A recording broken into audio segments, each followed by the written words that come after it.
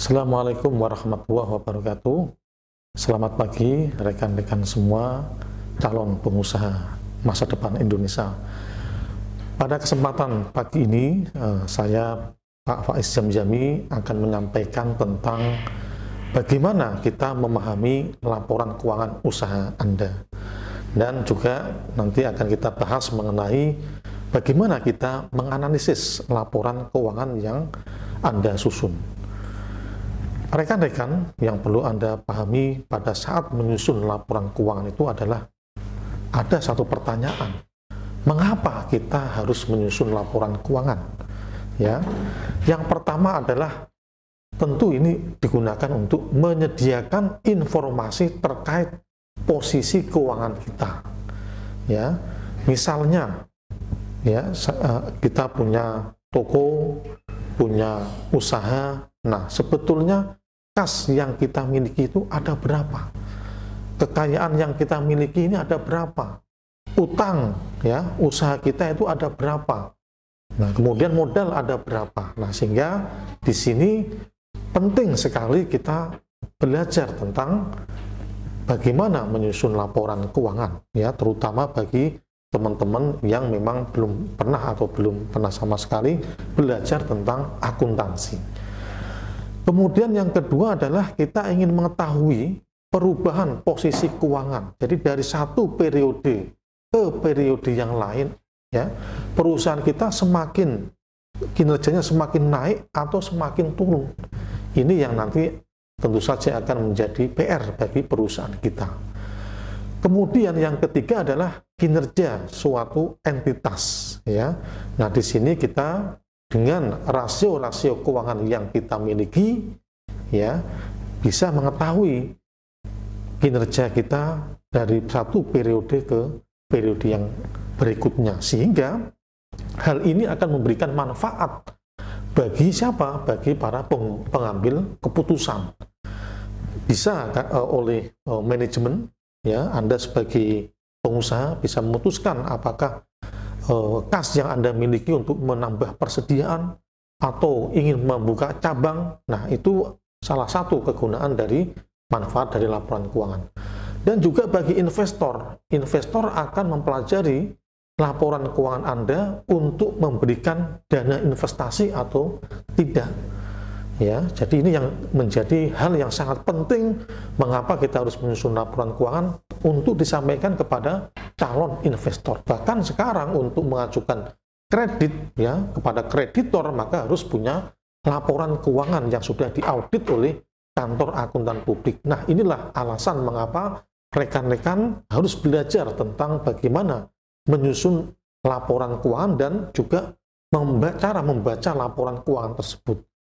Sebagaimana kita ketahui bahwa laporan keuangan itu simpel, sederhana. Ya, ada laporan posisi keuangan, ada laporan laba rugi, laporan perubahan modal, laporan arus kas, dan catatan atas laporan keuangan.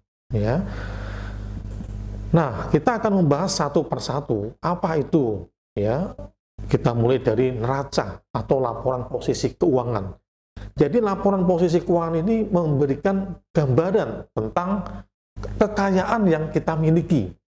Ya, bisa kas kita, uang yang ada di bank berapa, ya, aset tetap, gedung, tanah, bangunan, ya, itu nilainya ada berapa, ya.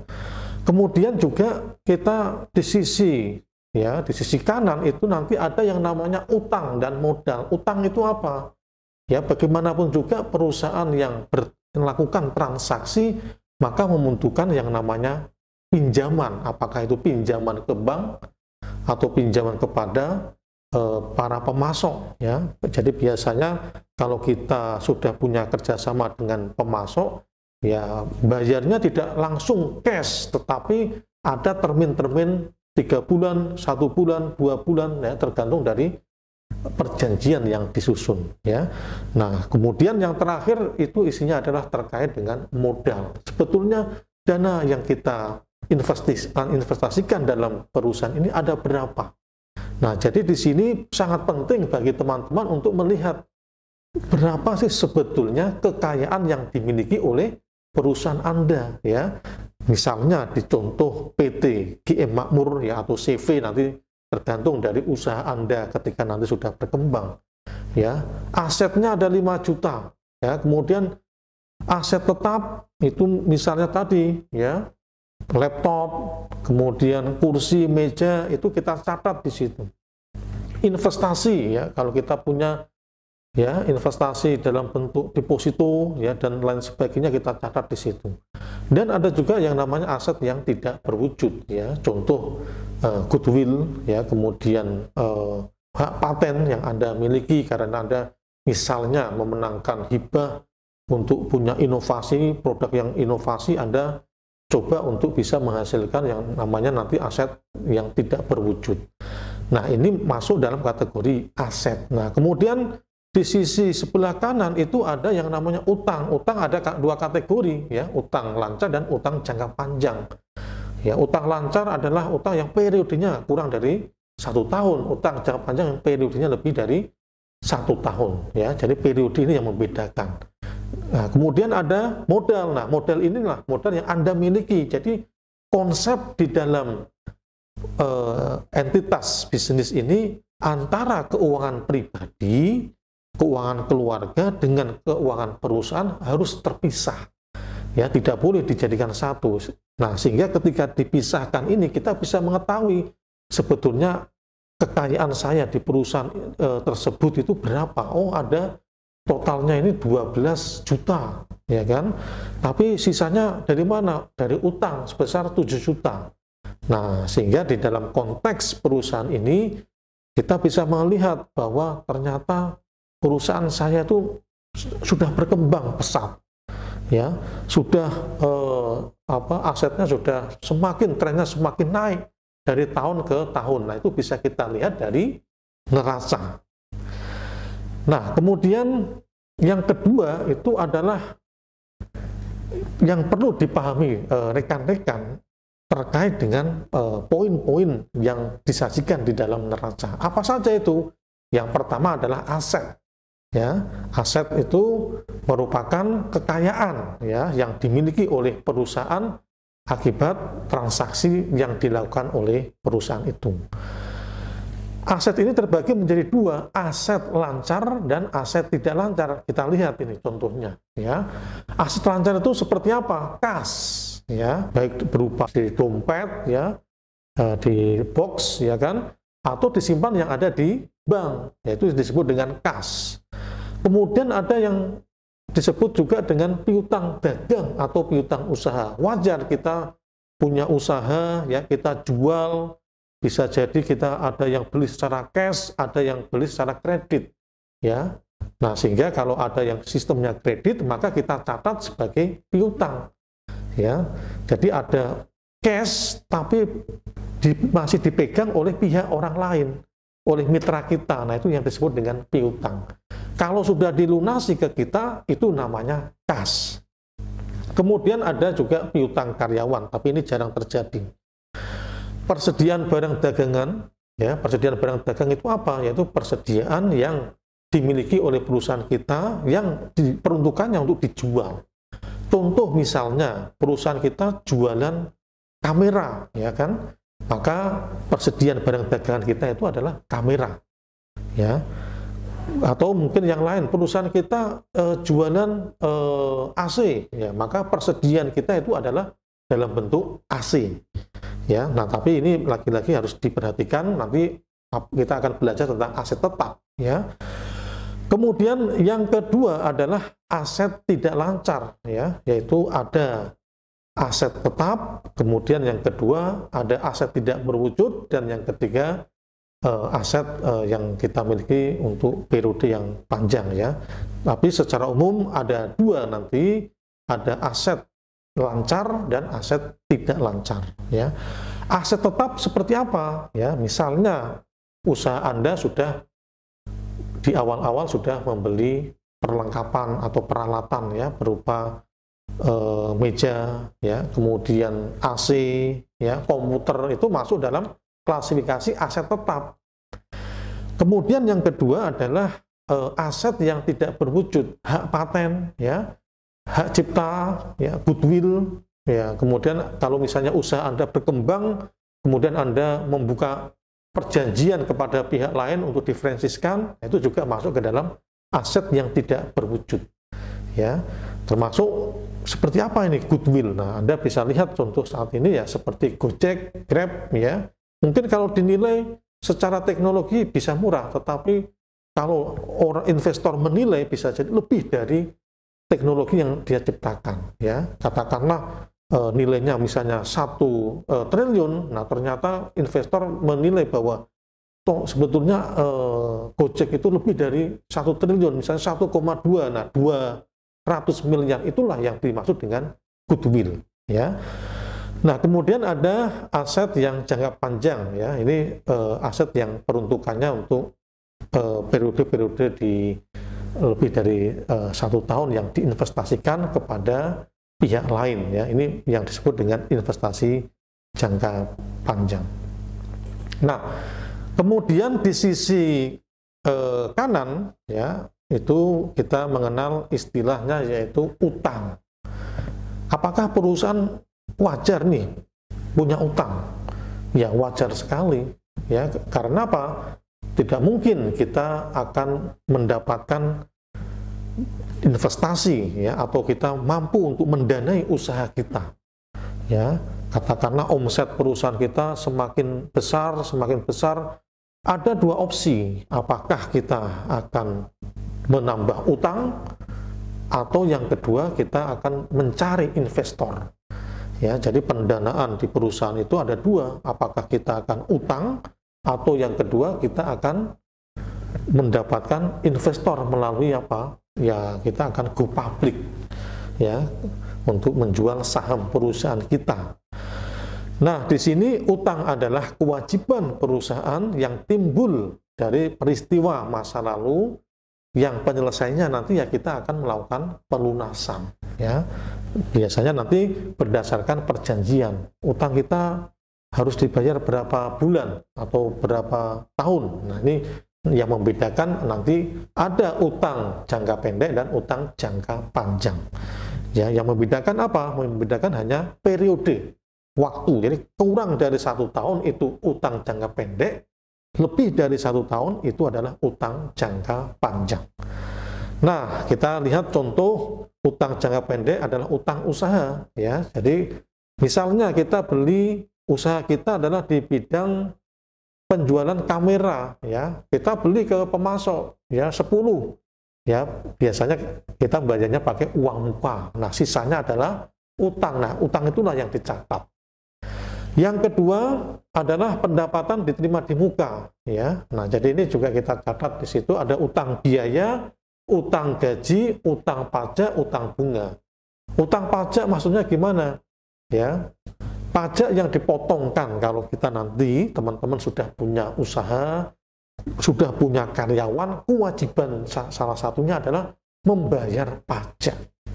Ya, kalau sudah menjadi CV, PT, udah wajib, ya, untuk dipotongkan pajak terhadap karyawannya. Nah, pembayaran itu tidak langsung dibayarkan setelah dipotong gajinya dan juga pajaknya, terus tidak langsung disetor, tetapi biasanya 15 hari, ya, setelah dipotong baru disetor. Nah, periode itulah nanti yang dicatat sebagai utang pajak. Kemudian ada utang gaji. Pembayaran misalnya tiap tanggal 10 dibayarkan, tetapi pada saat tanggal 31 itu sudah posisinya sebagai terutang. Nah, itu kira-kira bagaimana kita memahami terkait dengan utang jangka pendek, ya. Yang kedua adalah utang jangka panjang. Rata-rata ini adalah bagi perusahaan yang sudah ya mampu berkembang, ya, minimal ya 3 tahun, 5 tahun, ya, sehingga melihat prospek yang ada, dia ingin mendapatkan suntikan melalui pinjaman jangka panjang. Ya, ada utang jangka panjang, utang obligasi, ya, dan utang hipotek. Nah, itu kira-kira pembahasan tentang utang. Nah, selanjutnya adalah tentang ekuitas. Ekuitas itu bahasa lain adalah modal. Ya, modal ini kita peroleh dari pemilik perusahaan. Ya, kalau bentuknya CV itu pemilik. Ya, kalau sudah go public itu nanti PT namanya sudah berupa saham. Ya, jadi kepemilikannya dalam bentuk jumlah lembar saham. Per sahamnya ada berapa? Nah, itulah yang dimaksud dengan ekuitas, ya, termasuk dari satu periode ke periode yang lain, maka labanya itu mau dibagikan apa tidak, ya, oh nggak usah saja, nah itu berarti masuk dari bagian dari modal, ya, tetapi kalau dibagikan, ya tentu saja itu merupakan hak dari pemilik perusahaan, ya. Nah, kemudian laporan yang kedua adalah laporan laba rugi. Nah, laporan laba rugi itu berisi tentang pendapatan dikurangi dengan biaya. Pendapatan itu apa? Ya, penghasilan dari aktivitas yang kita lakukan, menjual barang atau jasa. Kemudian mendapatkan bunga, ya, mendapatkan dividen, ya. Nah, itu adalah kita mencatat sebagai pendapatan aktivitas secara normal. Yang kedua nanti akan dikurangi oleh yang namanya beban, ya, atau biaya. Artinya apa? Untuk menghasilkan pendapatan, ya, maka kita harus mengeluarkan biaya. Contoh misalnya kita jualan kamera, ya, menjual misalnya di online, ya, di Tokopedia atau di Shopee, ya kan, tentu ada biaya yang dikeluarkan. Apa itu? Biaya kita membeli kameranya, biaya orang yang mengelola, Anda punya staf administrasi, ya. Ketiga, biaya online internet, ya, Anda pasti akan membutuhkan banyak modal atau terkait dengan cost yang terkait dengan belanja secara online ini, ya. Tetapi lebih efisien kalau misalnya Anda harus sewa di pinggir jalan, ya, mahal, ya kan. Nah, itu berisi tentang laporan laba rugi, sehingga contoh di sini Anda akan lebih mudah bagaimana memahami laporan laba rugi, yaitu berisi tentang pendapatan usaha, penjualan, ya. Kemudian dikurangi dengan kos barang terjual, artinya ketika Anda berhasil menjual kamera 1 juta, kos barang terjual kameranya berapa? Oh, 700.000. Nah, sehingga laba kotor Anda adalah 300.000. Nah, kemudian masih dikurangi oleh biaya-biaya yang dipakai untuk usaha Anda dalam menjual. Apa itu? Biaya gaji, biaya sewa gedung, ya kan? Biaya perlengkapan kantor, biaya iklan. Ya, nah kemudian kita ada menemukan laba usaha. Ya, jadi pengurangan pendapatan usaha dikurangi dengan biaya usaha, ketemu laba atau rugi usaha. Ya. Nah, kemudian dilanjutkan lagi, di situ nanti akan ditambahkan ada pendapatan lain atau di luar usaha, yaitu apa? Pendapatan bunga. Kemudian keuntungan pelepasan aset tetap, ya. Jadi mungkin kita ingin memperbarui kursi atau meja, ya, kita akan jual, lepas. Tapi itu di luar usaha, artinya bukan core bisnis usaha kita. Nah, kemudian dikurangi dengan kerugian dan biaya di luar usaha. Misalnya ada biaya bunga, ya kan, kita nyimpen uang di bank, ya ada biaya. Kita utang, ya ada biaya bunga juga, ya. Kemudian juga ada kerugian pelepasan aset tetap. Artinya apa? Kalau misalnya tadi kita menjual, ya, meja, kursi yang sudah tidak dipakai, kita perlu memperbarui semua. Ketika kita jual, ternyata harga pasarnya itu rugi. Nah, kita catat di akun tersebut. Nah, kemudian kita bisa mengetahui laba atau rugi bersih di luar usaha dan laba rugi bersih, ya. Jadi nanti kalau usaha kita sudah ada pajak, nanti ada laba kotor sebelum atau setelah pajak biasanya. Oke, nah kemudian yang selanjutnya yaitu laporan perubahan modal. Ya, jadi ini penting bagi teman-teman untuk melihat dalam satu periode ini kepemilikan ya modal saya di perusahaan ini sebetulnya ada berapa. Ya, jadi ingat bahwa konsep di dalam laporan keuangan perusahaan itu adalah pemisahan aset antara pemilik dengan usaha yang Anda miliki. Ya, pemisahan aset dalam hal uang misalnya tidak boleh campur, ya. Aset juga tidak boleh campur, ya. Nah, sehingga apa? Betul-betul kinerjanya bisa terukur. Jangan sampai terjadi uangnya campur, ya. Nah, sehingga dipakai untuk membayar kuliah, ya kan, kos-kosan. Uangnya kok habis ya? Ya habis karena apa?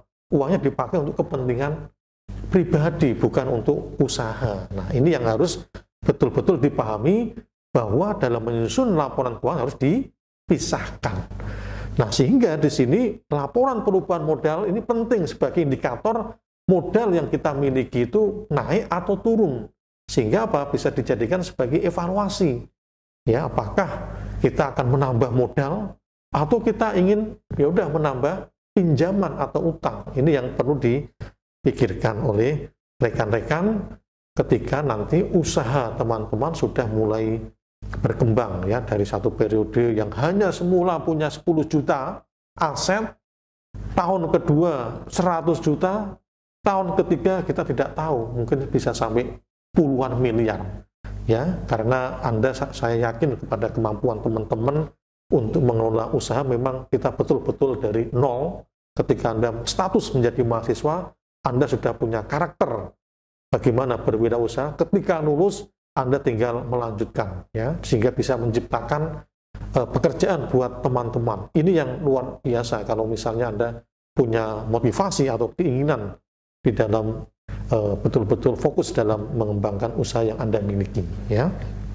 Nah, sehingga di sini kalau Anda lihat di contoh, ya, di situ modal awal ada sebesar 5 juta, kemudian ada laba bersih, ya, selama satu periode ada keuntungan bersih 8 juta. Nah, kemudian dikurangi dividen. Dividen itu artinya dari total laba ada nggak yang diberikan kepada pemilik, ya.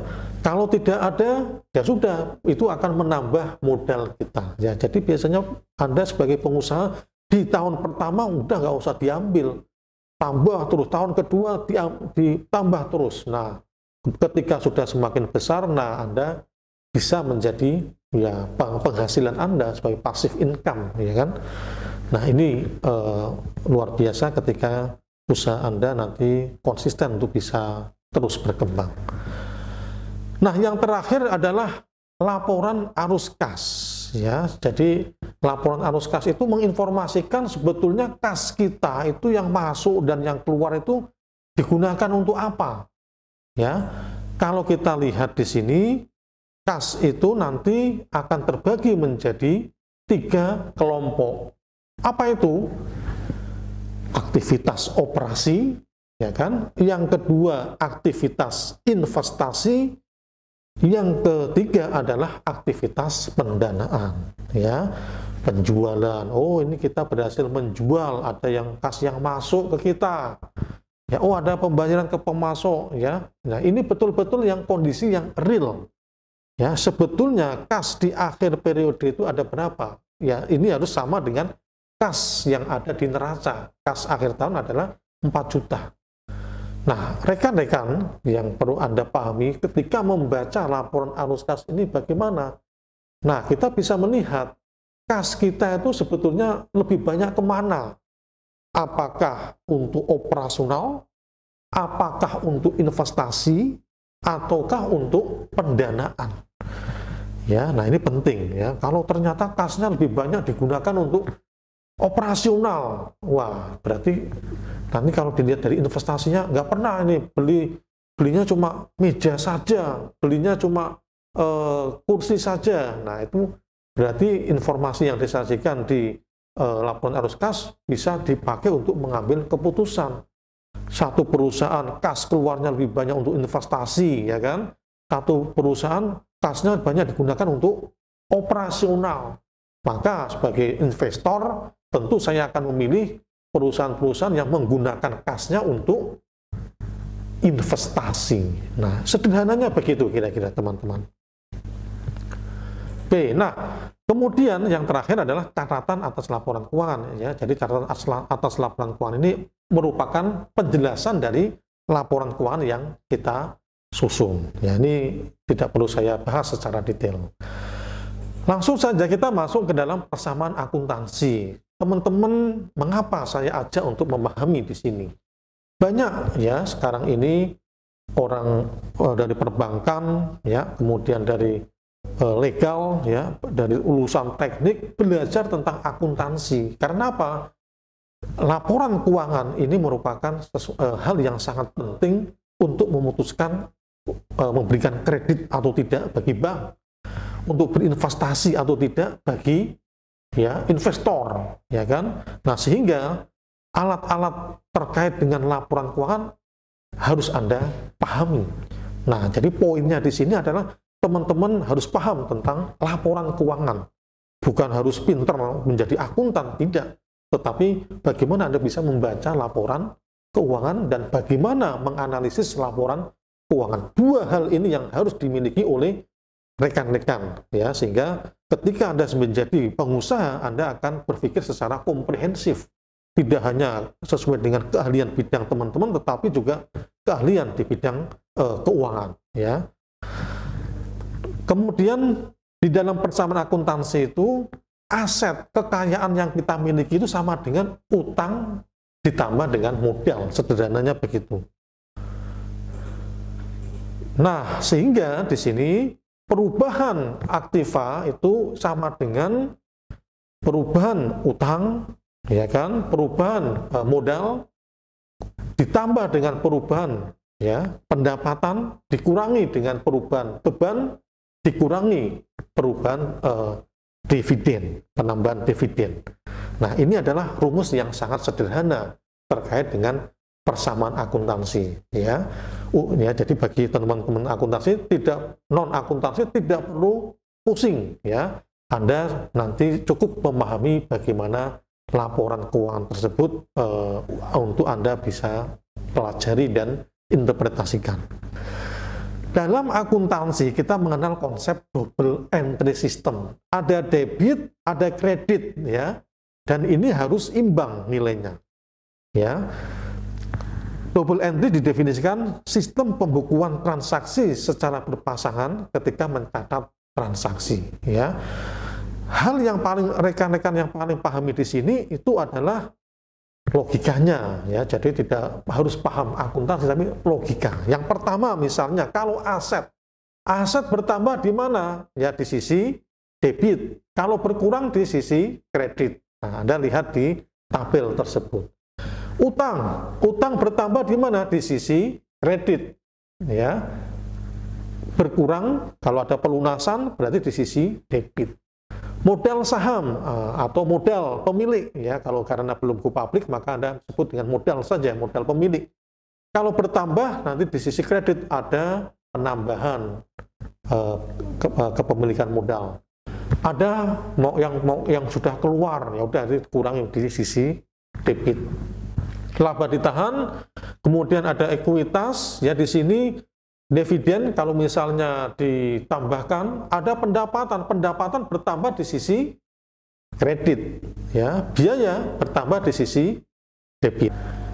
Nah, teman-teman, kita coba menyelami lebih dalam ya tentang akuntansi ini.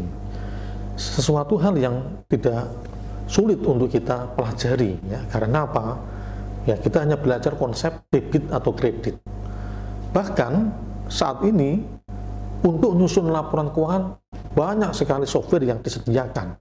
Ada nanti Mayop, Zahir, ya, ada juga yang berbasis Android, ya, namanya UKM, ya, dan aplikasi-aplikasi yang bisa rekan-rekan manfaatkan. Semuanya sudah otomatis. Ketika Anda menginput, maka output laporan keuangan sudah otomatis jadi. Rasio keuangan sudah otomatis tersedia. dan bahkan bisa langsung menginterpretasikan. Nah, tetapi di sini saya ingin mengajak teman-teman untuk memahami bagaimana kita tadi menginput. Ya, misalnya kita mendirikan perusahaan, maka neracanya terus bagaimana ya? Nah, itulah yang kita akan sama-sama pelajari di sini.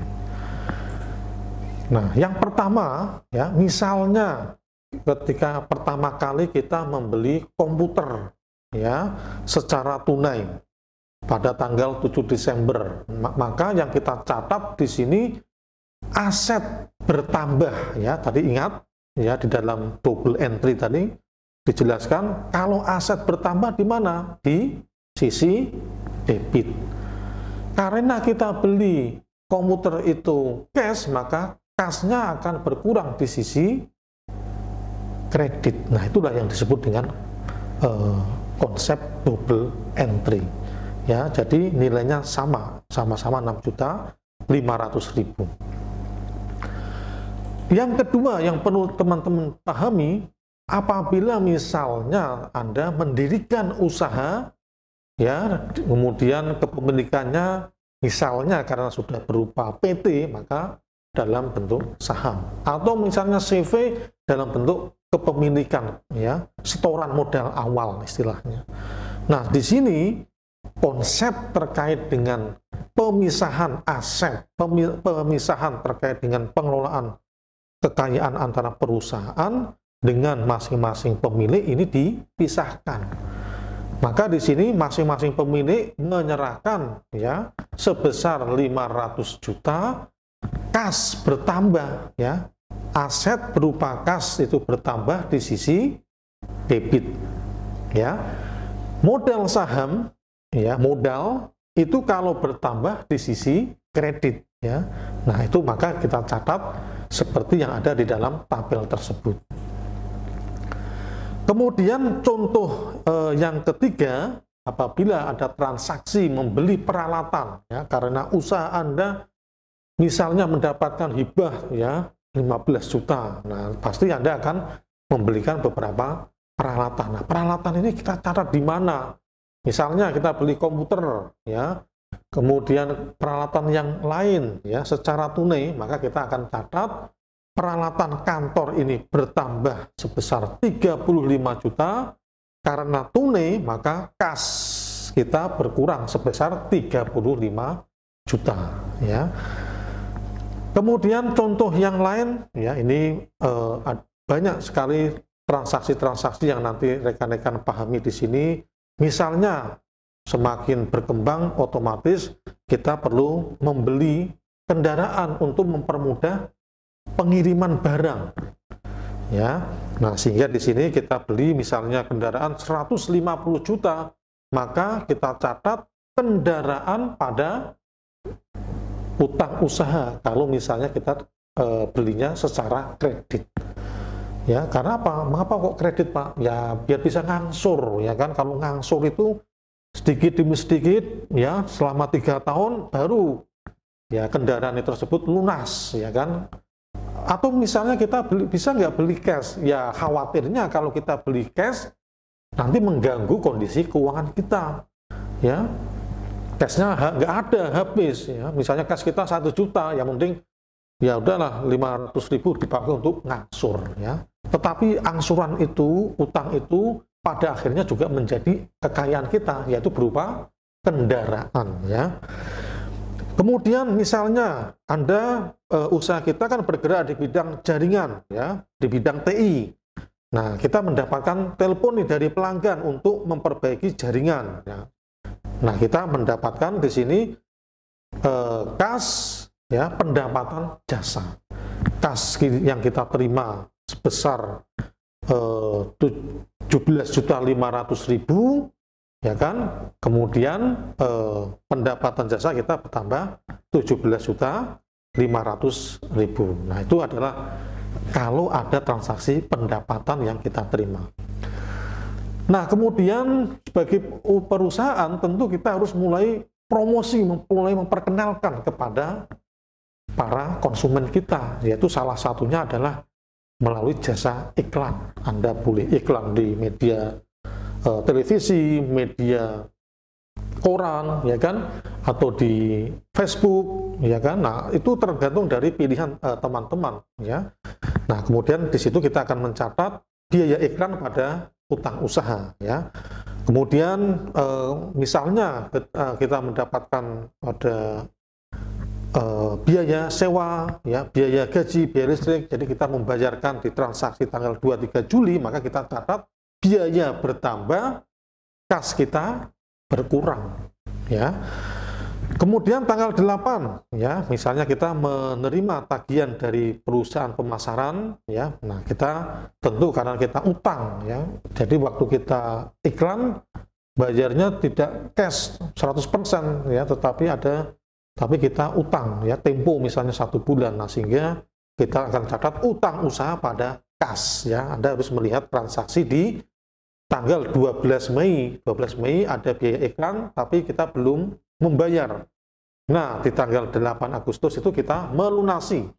Maka kita catat utang usaha pada kas. Kemudian di bulan September, ya, piutang usaha, ya, pada kas, ya. Jadi di sini perusahaan menerima pembayaran, ya, yang belum kita terima sebelumnya, karena kemarin kita terima baru uang mukanya misalnya. Nah, sekarang sudah ada pelunasan, maka kita catat kas pada piutang usaha. Nah, di transaksi yang terakhir, misalnya kita lihat dari laporan laba rugi kita, keuntungannya cukup besar, ya, maka kita bisa membagikan dividen, ya, maka kita catat dividen pada kas, ya. Dividen itu apa? Ya, jadi dividen itu adalah pembagian laba kepada pemilik perusahaan, ya. Sehingga dividen di sini boleh nggak? Kalau tidak dibagikan boleh, asal ada kesepakatan dari pemilik, ya. Jadi nanti tetap masuk dalam modal, ya. Nah, itu kira-kira gambaran tentang transaksi-transaksi tersebut. Nah, baru nanti kita akan bisa melihat pengelompokan ini adalah beberapa contoh pengelompokan kas. Transaksi selama satu periode kita bisa lihat kas kita awal sampai tadi ada transaksi bertambah, berkurang, ya. Nah, di akhir periode kas kita ada 469. Ya. Kemudian yang lain di sini misalnya piutang, ya, peralatan kantor, kendaraan, utang, modal saham, ya. Dan juga transaksi yang lain itu akan terkelompok, itulah yang disebut dengan buku besar. Nah, dari buku besar ini sudah terkelompok, kemudian nanti akan tersusun yang namanya laporan keuangan, ya. Nanti akan saya beri beberapa contohnya. Nah, kemudian ada neraca saldo, ya, yang mengelompokkan semua saldo akhir, baik itu kas, piutang, sampai pada biaya. Nah, sehingga outputnya nanti berupa apa? Berupa laporan posisi keuangan, laporan laba rugi, laporan perubahan modal, dan laporan arus kas. Nah, teman-teman jangan khawatir, ya. Poinnya adalah teman-teman belajar tentang tadi bagaimana kita mencatat inputnya. Kenapa? Karena buku besar, neraca saldo, sampai laporan keuangan, kalau kita menggunakan aplikasi-aplikasi ini, semuanya akan otomatis. Jadi outputnya langsung jadi, ya. Nah, jadi teman-teman hanya memahami konsep pada saat menginput, ya. Ada penyetoran modal, maka jurnalnya seperti ini. Ada pembelian aset tetap, maka jurnalnya seperti ini. Ada pendapatan, kita akan catat seperti ini. Ada beban, kita akan catat seperti itu. Nah, itu adalah poin penting yang perlu rekan-rekan pelajari. Dengan mempelajari laporan keuangan, Anda sudah memahami bagaimana nanti mengambil satu keputusan. Laba tahun ini cuma 1 juta, ya kan? Apa yang harus kita putuskan? Kita bagikan dividennya atau kita tambahkan ke modal? Kemudian misalnya, ya, ada situasi di mana kita mau membuka cabang. Kira-kira enaknya kita utang atau kita mencari investor. Nah, ini adalah dua pilihan yang harus diputuskan setelah Anda mempelajari laporan keuangan. Ternyata laporan keuangan kita, ya kan, tren pendapatannya itu naik terus, ya kan? Maka kalau Anda menyampaikan kepada investor, dia akan sangat tertarik. Kepada bank untuk meminjami, itu juga membuat mereka akan mudah untuk memutuskan. Nah, kalau kita nggak punya laporan keuangan, bagaimana mereka bisa percaya? Itu problemnya. Maka salah satu komunikasi kita kepada investor, kepada kreditor, ya salah satunya adalah melalui laporan keuangan yang kita susun. Ya, kalau kita sama keluarga mungkin nggak masalah karena dia tahu bahwa kita bisa dipercaya. Tapi bagi pihak orang lain yang tidak kenal dengan kita, bagaimana bisa percaya? Nah, untuk bisa mereka yakin dengan aktivitas kita, yaitu melalui laporan keuangan. Ya, nah ini adalah alasan mengapa teman-teman harus belajar tentang memahami laporan keuangan. Nah, di sini teman-teman akan saya ajak untuk bagaimana kita melihat laporan keuangan tersebut dari perspektif kinerja keuangan. Ya, ada beberapa yang mungkin rekan-rekan sudah pernah mendengar istilah-istilah yang sering dipakai untuk mengukur kinerja usaha Anda. Ya, minimal ada 4. Sebetulnya ada beberapa instrumen-instrumen yang lain, tetapi karena ini adalah sebagai permulaan terhadap usaha yang Anda miliki, cukup 4 ini saja. Yang pertama adalah rasio likuiditas. Rasio ini untuk mengukur kemampuan perusahaan memenuhi kewajiban jangka pendek. Beberapa waktu yang lalu saya diskusi ya dengan teman-teman UMKM yang mana mereka kesulitan dengan dana yang kita salurkan. Ya, jadi kami ada di lembaga badan wakaf ya yang menyalurkan untuk dana-dana untuk diputar bagi UMKM. Mereka kesulitan. Kenapa? Ya karena pendapatannya tidak ada, kasnya kecil, utangnya besar yang harus diangsur rutin. Nah, ini yang mengkhawatirkan, tidak mampu membayar. Ya, kalau dengan kita, ya udahlah gampang, tunda aja nggak apa-apa. Tapi kalau dengan bank, maka harus negosiasi. Kalau enggak, bunganya akan naik terus. Ya, bisa kolaps ya. Maka harus hati-hati di sini. Kita perlu memahami rasio likuiditas. Yang kedua adalah rasio aktivitas. Rasio yang mengukur kemampuan perusahaan menggunakan asetnya dengan efisien. Ya, kita punya aset banyak, tapi pendapatannya kecil. Nah, itu akan menjadi salah satu tool untuk melihat performance ya keuangan kita. Yang kedua adalah rasio leverage atau utang, ya rasio yang digunakan untuk mengukur ya perusahaan dalam memenuhi total kewajibannya. Kemudian ada rasio profitabilitas. Rasio ini dipakai untuk mengukur kemampuan perusahaan dalam menghasilkan profit, untung. Ya, nah kita akan bahas satu persatu ya sehingga teman-teman saya berharap mumpung masih awal Anda sudah mendapatkan informasi ini sehingga dalam mengambil keputusan betul-betul keputusan yang memang komprehensif. Yang pertama adalah rasio likuiditas. Tadi yang saya sampaikan bahwa tujuannya apa? Untuk melihat kemampuan perusahaan kita dalam memenuhi kewajiban jangka pendek. Ya, semakin tinggi angka tersebut, semakin baik. Contoh yang pertama adalah rasio lancar. Aktiva lancar, ya kan, dibagi dengan utang lancar. Ya, aktiva lancar itu apa? Misalnya kas kita ada berapa, ya, piutang kita ada berapa, ya, persediaan kita ada berapa. Dibagi dengan utang jangka pendek, ya, sehingga kita bisa mengetahui kemampuan ketika kita akan melunasi utang ini cukup enggak, ya, mampu tidak memenuhi kewajiban jangka pendek ini. Ini yang perlu rekan-rekan ketahui seperti tadi yang saya sampaikan dalam COVID-19 ini banyak UMKM yang kesulitan untuk membayar pinjaman jangka pendeknya, pinjaman rutinnya selama kurang dari 3 bulan ya, 6 bulan ya, sehingga di sini penting untuk menyampaikan pesan kepada teman-teman terkait dengan kinerja keuangan kita. Atau juga rasio quick ya, artinya bagaimana kecepatan kita untuk lunasi utang. Aktiva lancar dikurangi persediaan dibagi utang lancar. Mengapa demikian? Karena persediaan itu wujudnya masih dalam bentuk barang dagangan, ya kan? Belum bisa dicairkan langsung, bisa di-cash-kan kalau persediaan tersebut berhasil dijual, cash-nya diterima. Nah, sehingga maksud di sini rasio quick adalah ini yang betul-betul yang memang rasio yang sangat cepat ketika Anda melakukan pelunasan. Nah, ini yang pertama, yaitu rasio likuiditas.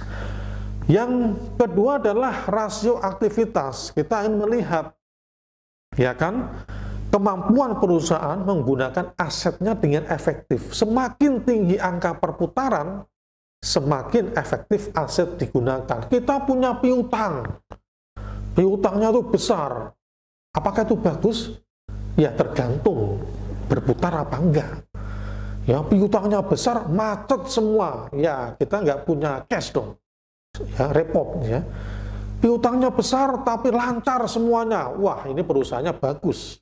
Artinya apa? Memang perputaran transaksinya tinggi, tapi tidak ada yang macet. Ini yang luar biasa. Ya. Nah, sehingga kita perlu melihat satu persatu rata-rata umur piutang. Ya, piutang dibagi penjualan bagi jumlah hari dalam 1 tahun. Ya, rata-rata umur piutang ini berapa? Ya kan? Jangan sampai piutang kita macet.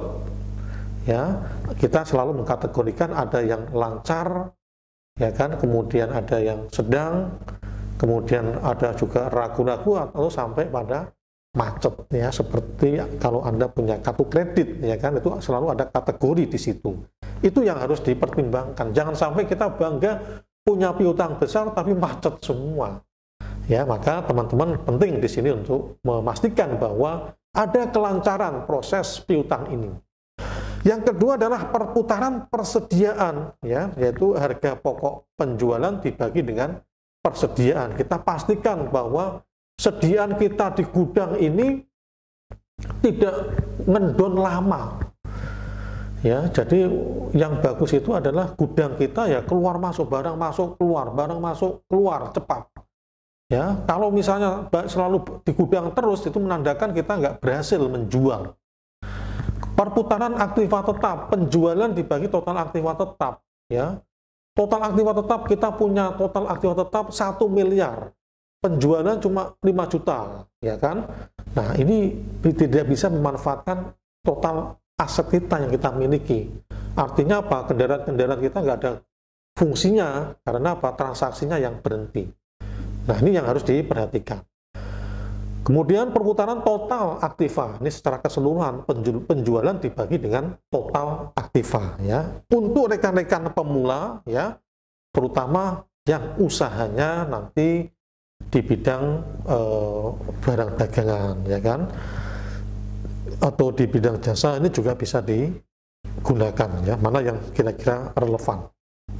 Apakah di rata-rata umur piutang, perputaran aktiva tetap saja, atau perputaran total aktiva, ya. Jadi menyesuaikan dengan masing-masing laporan keuangan yang sudah kita susun. Kemudian yang ketiga adalah rasio solvabilitas, yaitu total utang terhadap total aset. Ya. Total utang kita ada berapa? Total aktiva kita ada berapa? Semakin besar, ya kan, utang yang kita miliki kira-kira bagus apa enggak? Nah, ini bisa kita lihat di sini, ya.